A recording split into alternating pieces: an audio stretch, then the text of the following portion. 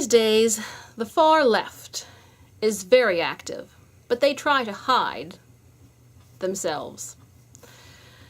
I look up on the internet, and there's no shortages of articles and things that cry, far right, far right, far right, far right.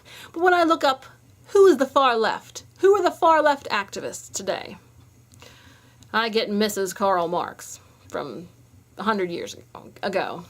So, the leftists don't think there is any problem with far left today. And there is. Oh yes, there is.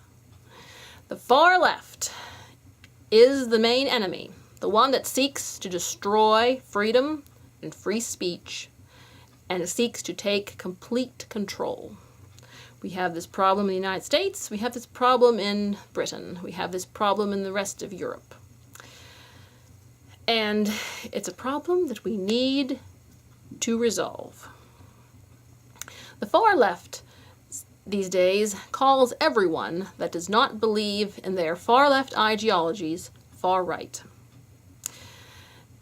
And they do not stop to think that everything on the far left is, fascist and Nazi and everything they claim to be on the right. But it's projection. So those who accuse you of something, that's exactly what they are. And we all know it. They just don't know it. I heard the other day, there was a story of a weatherman who got fired because when he was talking about Martin Luther King Jr. Day, he stuttered, and they thought he said a bad word. And so he was fired. And the city and the whole station, everyone started attacking him, and that is the authoritarian left. Authoritarian left at its finest. And it plans on taking over more and more. So, we definitely need to stop it.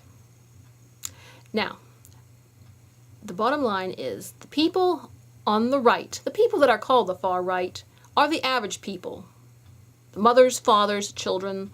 They just want to live their life, work their job. They want their freedom, their free speech, their freedom to go to church or to not go to church.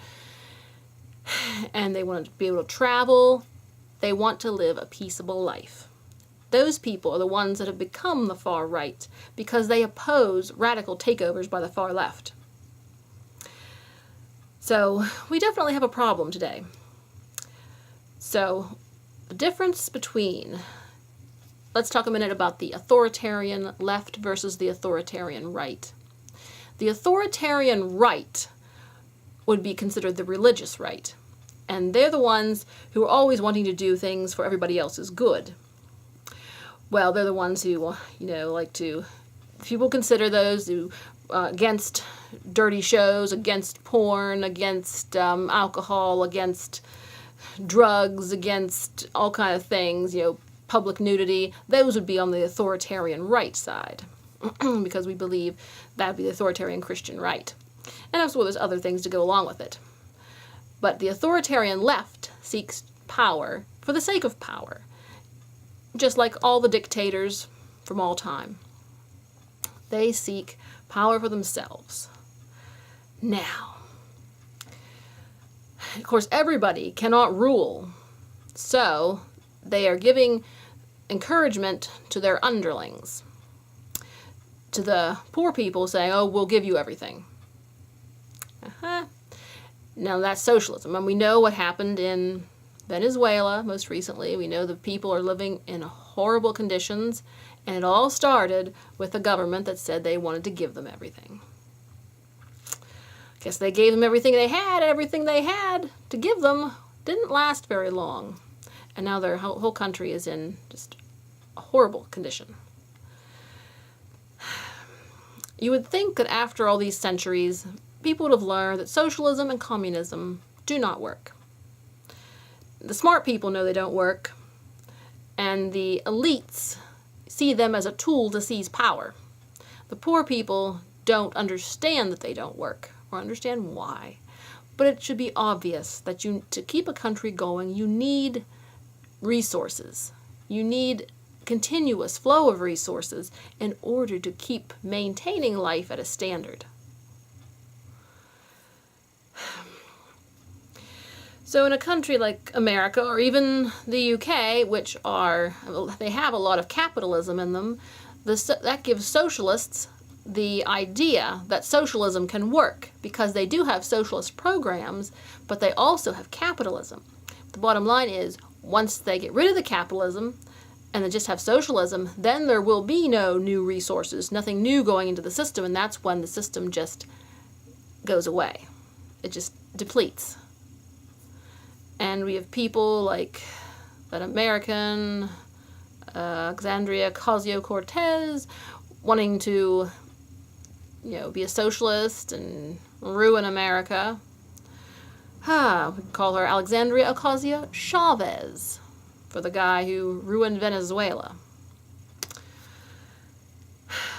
But anyway, so I can understand, even though I would fall on more on the authoritarian right, I can see the point. The bottom line is, authoritarian right, in the olden days, they sought to make everyone be Catholic or make everyone be Protestant. It was usually a authoritarian religious right. But today, we realize that you cannot force a person to convert, because that's not going to save their soul. It's not. So you really may as well just let them do what they want, because it's a personal decision. So in that way, I can step back from the authoritarian right to see those points. Of course, there are some things that I believe that you should not be letting some person's freedom interfere with other people's freedom, and there has to be some standards for public decency and civilization. So there has to be a happy medium between freedom and public decency. Like everybody's not allowed to walk around the streets naked and that kind of thing. There has to be something. So there's going to have to be some in the middle from the right, and some in the middle from the left. That's the way it's going to be. So anyhow, the authoritarian right has come a long way, and it has met the authoritarian left in the middle. But now we've reached the point where the authoritarian left is seeking to engulf the right.